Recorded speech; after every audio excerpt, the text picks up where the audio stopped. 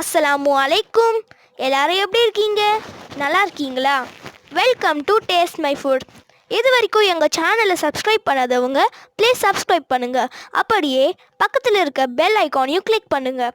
எங்கள் வீடியோ உங்களுக்கு பிடிச்சிருந்தா லைக் பண்ணுங்கள், உங்கள் ஃப்ரெண்ட்ஸ்க்கும் ஷேர் பண்ணுங்கள். ஓகே, இப்போ நம்ம வீடியோக்குள்ளே போகலாம். இன்றைக்கி நம்ம என்ன ரெசிபி பார்க்க போகிறோன்னா, எல்லாருக்கும் பிடிச்ச, பர்டிகுலராக குட்டீஸ்க்கு ரொம்ப பிடிச்ச கப் கேக் வீட்லேயே சூப்பராக எப்படி ப்ரிப்பேர் பண்ணுறது அப்படி தான் இன்றைக்கி நம்ம வீடியோவில் பார்க்க போகிறோம். நார்மலாக கேக்னாலே மைதாவில் தான் ப்ரிப்பேர் பண்ணுவாங்க. பட் நாம் இன்றைக்கி கோதுமை மாவில் ஹெல்த்தியாக நம்ம ப்ரிப்பேர் பண்ண போகிறோம். அவன் யூஸ் பண்ணாமல், முட்டை போடாமல் நல்லா சாஃப்டாக எப்படி ப்ரிப்பேர் பண்ணுறது, அதுவும் சாக்கோ ஃபில்லிங்ஸோட இந்த கேக்கை நாம் இன்றைக்கி சூப்பராக ப்ரிப்பேர் பண்ண போகிறோம். ஸோ இந்த வீடியோ கடைசி வரைக்கும் ஸ்கிப் பண்ணாமல் பாருங்கள். ஃபஸ்ட்டு ஒரு பவுலில் ஒரு 1/4 கப் அளவுக்கு தயிர் எடுத்துக்கலாம். தயிரை பொறுத்த வரைக்கும் புளிக்காத தயிரை பார்த்து எடுத்துக்குங்க. இந்த கப்பை பொறுத்த வரைக்கும் உங்கள் வீட்டில் எந்த கப் இருக்கோ, உங்கள் வீட்டில் ஏதாவது சின்னதாக ஒரு கிளாஸோ இல்லை பவுலோ நீங்கள் எதில் எடுக்கிறீங்களோ சேம் எல்லா மெஷர்மெண்ட்டும் அதிலே எடுக்கிற மாதிரி பார்த்துக்குங்க. இப்போ 1/4 கப் தயிருக்கு 1/4 கப் அளவுக்கு நான் எண்ணெய் யூஸ் பண்ணுறேன். இது வந்து குக்கிங் ஆயில் தான், ரீஃபைண்ட் ஆயில் யூஸ் பண்ணுவோம்ல சமையலுக்கு, அதுதான். இது போட்டு நல்லா மிக்ஸ் பண்ணிக்கலாம் ஃபஸ்ட்டு. இப்போ இந்த தயிரும் இந்த எண்ணெயும் நல்லா மிக்ஸ் ஆகிடுச்சு. எண்ணெயை பொறுத்த வரைக்கும் கடலெண்ணெய், நல்லெண்ணெய் இந்த மாதிரி ஃப்ளேவர் இருக்கிற எண்ணெய் இதில் ஆட் பண்ணாதீங்க. ரீஃபைண்ட் ஆயில் மட்டும் ஆட் பண்ணிக்கிங்க. நெக்ஸ்ட்டு வந்து நம்ம மாவை சேர்த்துக்கலாம். கோதுமை மாவு வந்து 1 கப் அளவுக்கு நான் சேர்த்துக்கிறேன். மாவு வந்து சேர்க்கும் போது டைரெக்டாக அப்படியே சேர்க்காதீங்க. இந்த மாதிரி ஒரு சல்லடையில் சலிச்சு சேருங்க. எப்போவுமே கேக் ரெசிபீஸில் பவுடர் ஐட்டம் நீங்கள் ஆட் பண்ணும்போது நல்லா சலிச்சு ஆட் பண்ணுங்கள். ஏன்னா அதில் வந்து சின்ன சின்ன லம்ஸ் மாதிரி இருந்தாலும் இருக்கலாம். இந்த மாதிரி நீங்கள் சலிச்சு சேர்க்கும் போது அந்த லம்ஸ் எல்லாம் போயிட்டு நல்லா ஸ்மூத்தாக நல்லா இருக்கும் கேக்கு.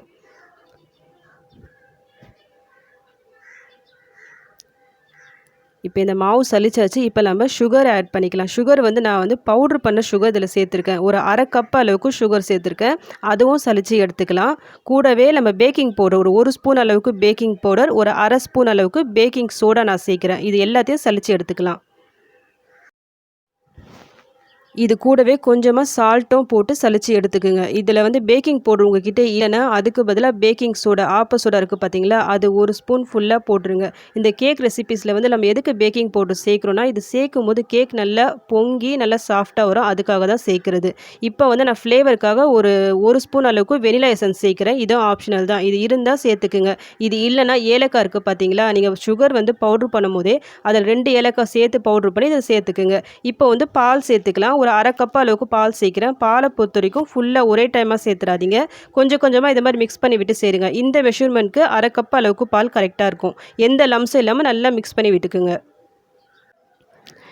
இது எல்லாம் நல்லா மிக்ஸ் ஆகிடுச்சு. இதோட கன்சிஸ்டன்சி பாருங்கள். இந்த மாதிரி இருக்க மாதிரி நீங்கள் செக் பண்ணிக்கிங்க. இப்போ வந்து நம்ம அப்படியே இதை டைரெக்டாக நம்ம கேக் ரெடி பண்ணிடலாம். பட் நான் இன்றைக்கி ஃபில்லிங்ஸ்க்காக இந்த சாக்கோஸ், இந்த 10 ருபீஸ் பேக்கெட் இருக்குது பார்த்தீங்களா, அதுதான் நான் இதில் போட்டு ஆட் பண்ண போகிறேன். இது வந்து அப்படியே போட்டால் கொஞ்சம் பெருசாக இருக்குது. ஸோ என்ன பண்ணலாம், கொஞ்சம் லைட்டாக இந்த மாதிரி க்ரஷ் பண்ணி இதில் சேர்த்துக்கலாம். இதுக்கு பதிலாக நீங்கள் டியூட்டி ஃப்ரூட் இருக்குது பார்த்தீங்களா, அது கூட சேர்த்து நீங்கள் மிக்ஸ் பண்ணிக்கலாம். அப்படி இல்லைனா ப்ளெயினாக அப்படியே கூட நம்ம டைரெக்டாக நம்ம கேக் ரெடி பண்ணிடலாம். இப்போது நான் இதை ரெடி பண்ணிவிட்டேன், க்ரஷ் பண்ணிவிட்டேன். இதில் போட்டு நம்ம மிக்ஸ் பண்ணி விட்டுக்கலாம். இதுக்கு வந்து நான் ஃபுல் பேக்கெட் போடல, ஒரு 3/4 பேக்கெட் தான் நான் போட்டிருக்கேன்.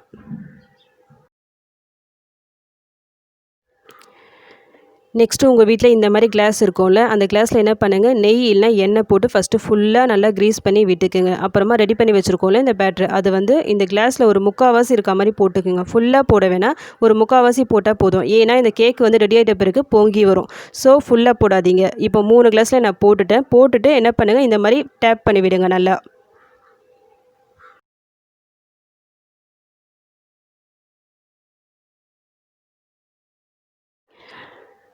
இப்போ இந்த கேக்கை நம்ம பேக் பண்ணி எடுத்துடலாம். அதுக்கு இந்த மாதிரி பெரிய ஒரு பேனோ இல்லை சட்டி உங்கள் வீட்டில் எது இருக்கோ அது எடுத்துகிட்டு, அதுக்கு மேலே இந்த மாதிரி ஸ்டாண்ட் இருந்தால் நீங்கள் யூஸ் பண்ணிக்கலாம். அப்படி ஸ்டாண்டு இல்லைன்னா அதுக்கு பதிலாக சின்னதாக பவுலு இல்லைனா ஒரு கிளாஸு திருப்பி போட்டு அதுக்கு மேலே இந்த மாதிரி தட்டு வச்சுக்கிங்க. அதுக்கு மேலே ரெடி பண்ணி வச்சுருக்கோம்ல இந்த கிளாஸு, அந்த கிளாஸ் ஃபுல்லாக நம்ம வச்சுக்கலாம். மூடி போட்டு லோ டு மீடியம் ஃப்ளேமில் வச்சு நம்ம குக் பண்ணிக்கலாம். ஒரு 30 - 40 நிமிஷம் வரைக்கும் இது ஆகும். எனக்கு வந்து கரெக்டாக 30 நிமிஷம் ஆகிடுச்சு. குக்கிங் டைமை பொறுத்த வரைக்கும் எக்ஸாக்டாக 30 நிமிஷம் தான் ஆகும்னு சொல்ல முடியாது. அவங்கவுங்க யூஸ் பண்ணுற அந்த பாத்திரத்தை பொறுத்து அந்த குக்கிங் டைமும் டிஃபர் ஆகும். ஒரு 25 நிமிஷம் வரைக்கும் நீங்கள் ஓப்பனே பண்ணாதீங்க. அதுக்கப்புறமா ஓப்பன் பண்ணி பாருங்கள்.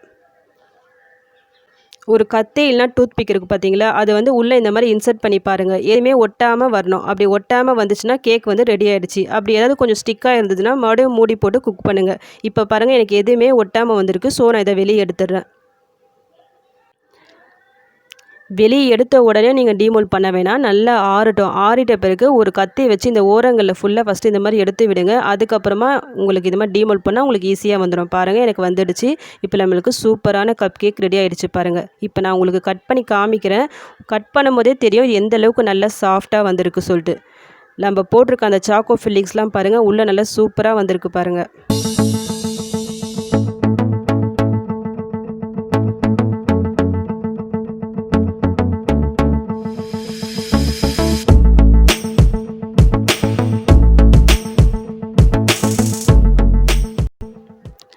என்கிட்ட வீட்டில் கொஞ்சம் குட்டி குட்டி கிளாஸ் இருந்தது. அதில் வந்து அந்த பேட்டரை ஊற்றி நான் சின்னதாக கப் கேக் ரெடி பண்ணிட்டேன். அவ்வளோதான். இப்போ நம்மளுக்கு சூப்பரான கப் கேக், அதுவும் சாக்கோ ஃபில்லிங்ஸோட வீட்லேயே நம்ம ப்ரிப்பேர் பண்ணிட்டோம். இதில் நம்ம கோதுமை மாவு வச்சு தான் செஞ்சுருக்கோம். ஸோ நம்ம பசங்களுக்கும் பயப்படாமல் தாராளமாக கொடுக்கலாம். கண்டிப்பாக குட்டீஸ் வந்து ரொம்ப லைக் பண்ணி சாப்பிடுவாங்க. நீங்கள் பிகினஸே இருந்தால் கூட, அதாவது இது வரைக்கும் இந்த கேக்கு நீங்கள் ட்ரை பண்ணாமல் இருந்தால் கூட இது தாராளமாக ட்ரை பண்ணலாம். பட் மெஷர்மெண்ட்ஸ் மட்டும் கரெக்டாக ஃபாலோ பண்ணுங்கள். இந்த வீடியோ உங்களுக்கு பிடிச்சிருந்தா ப்ளீஸ் ஒரு லைக் கொடுங்க. எது பிடிச்சிருக்கோ அது கமெண்ட் செக்ஷன் எனக்கு கமெண்ட் பண்ணுங்கள். எது பிடிக்கலனாலும் எனக்கு கமெண்ட் பண்ணுங்கள். நெக்ஸ்ட் டைம் நான் கரெக்ட் பண்ணிக்கிறேன்.